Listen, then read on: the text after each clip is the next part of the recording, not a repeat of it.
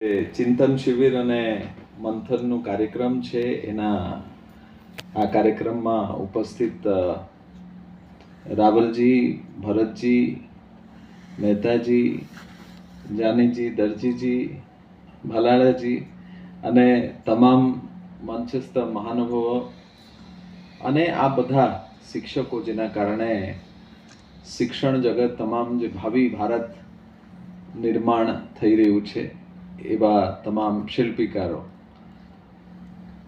એમ તો શિક્ષણ મેં બહારથી અગર વાત કરીએ, હું ખૂબ ટૂંકું સમયમાં મારું વક્તવ્ય પૂરા કરીશ. જે શિક્ષણ મને એવું જાણવું લાગે છે કે પ્રાઇમરી વાળા પ્રાઇમરી રીતે બિહેવ કરે,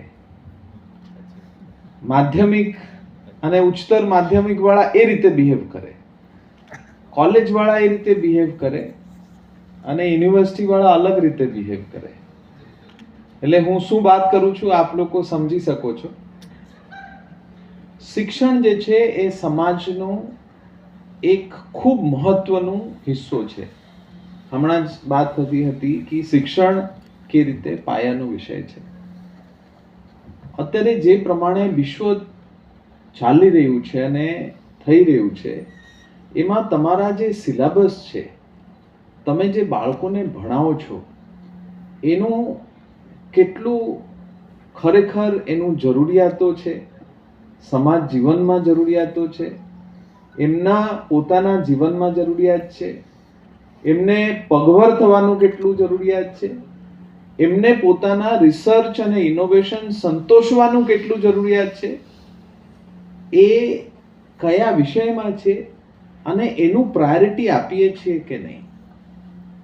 આમાં એવું છે કે ચેપ્ટર 10 છે પણ 2 ચેપ્ટરનું કંઈ મહત્વ નથી અને 8 ચેપ્ટરનું મહત્વ છે. એક ચેપ્ટરનું એમનું લાઈફમાં ખૂબ જ મહત્વ છે. એ પ્રમાણે આપણે મહત્વના સંદર્ભે આપણે એટલું ભાર આપીએ છીએ કે કેમ, કે આપણે એમાં 20 મિનિટ આપવાનું છે, આમાં પણ 40 મિનિટ આપવાનું છે, આમાં પણ 20 મિનિટ આપવાનું છે, એ રીતે કરીએ છીએ. ડિસ્ક્રેશન જે છે તમારી પાસે છે, તમે કયા હિસાબે તમે પોતે અગર ખૂબ સારી રીતે આ વસ્તુ સમજી શકો. અત્યારે જે વર્લ્ડ ક્લાસ યુનિવર્સિટીઝ છે વિશ્વના, દાખલા તરીકે આજે અગર સેમિકન્ડક્ટર ટેકનોલોજી અથવા આર્ટિફિશિયલ ઇન્ટેલિજન્સ આવ્યું તો એના કોર્સમાં લગભગ 40 દિવસ પછી આવી જતા હોય છે. એટલે આપણે જ્યારે ભવિષ્યનું ભારતનું નિર્માણ થઈ રહ્યું છે ત્યારે આપણે કયા ફોકસ કરીએ છીએ એ ખૂબ અગત્યનું છે. કેટલા શાળામાં ડ્રોન ટેકનોલોજી બતાવીએ છીએ, કેટલા શાળામાં આર્ટિફિશિયલ ઇન્ટેલિજન્સ શું છે એ બતાવીએ છીએ, કેટલા શાળામાં આપણે બતાવીએ છીએ કે કેવી રીતે દુનિયા ચેન્જ થાય છે. આનાથી મોટા શિક્ષક કોઈ છે અત્યારે?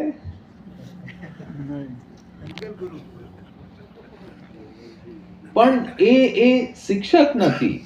તમે શિક્ષક છો કારણ કે તમે વેલ્યુઝ આપો છો.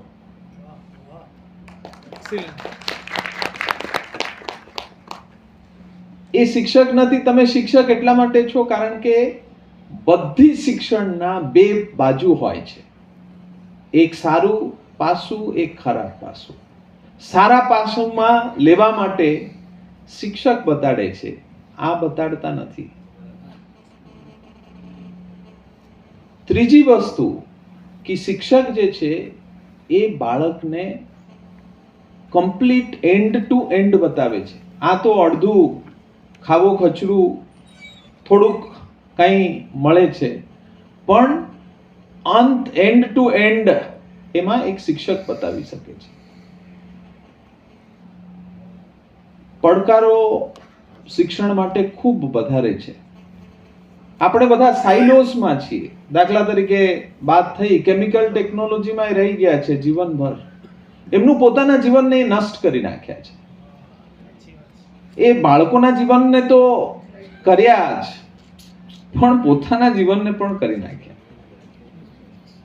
શિક્ષક જે છે એ એક આખું વ્યવસ્થાઓનું શિક્ષક એક આદર્શ હોય છે. મેં જોયું છે જે શિક્ષકો ફિઝિકલ ફિટનેસમાં એટલું ફિટ, ભણાવવામાં એટલું ફિટ, ડિસિપ્લિનમાં શિસ્તબદ્ધતામાં એટલું ફિટ. આવા શિક્ષકો જે છે આપણને, અને ટેકનોલોજીમાં એટલું ફિટ, ફાઇનાન્સમાં એટલું ફિટ. એટલે શિક્ષણ જે છે, શિક્ષણ ખાલી સિલેબસ નથી. અમે લોકો, મને જ્યાં સુધી લાગે છે, અમે લોકો શિક્ષકની તત્વથી વધારે શીખ્યા છીએ, સિલેબસથી ઓછા શીખ્યા છીએ.